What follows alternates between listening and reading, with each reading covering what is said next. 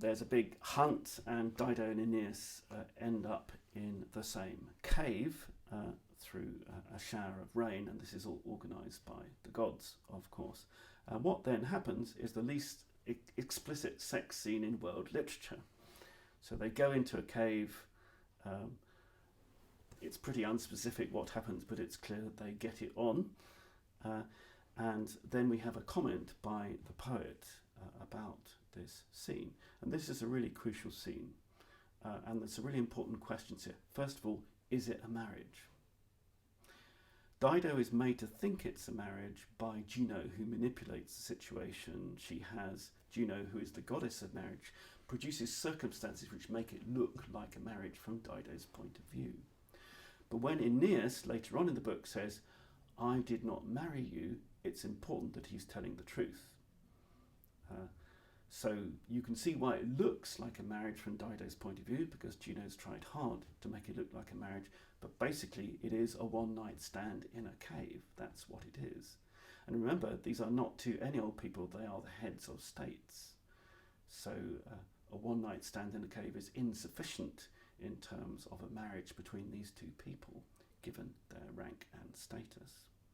But what's really interesting here is the comment that happens afterwards, which I think has been a lot discussed by scholars and still perhaps not solved.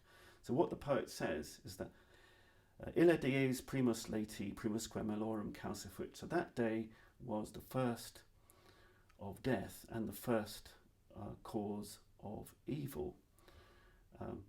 For Dido is not concerned by reputation, and she doesn't think of hiding her love.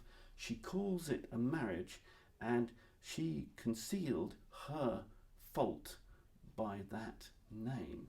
Now what's really interesting here is whose view is the word fault, culpam, or what's the narratologists say, whose focalization is at stake here, whose view is being purveyed here.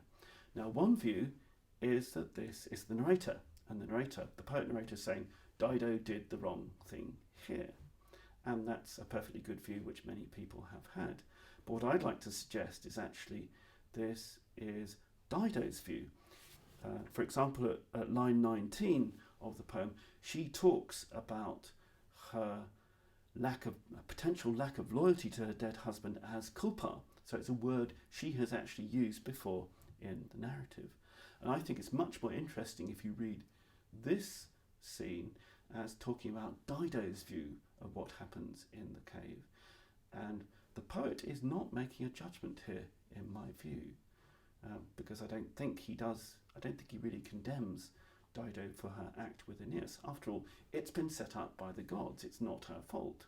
She thinks it's a marriage for perfectly justified reasons in the circumstances. So I don't think we should see the narrator as condemning Dido here. It's much more interesting if we see this from Dido's own point of view.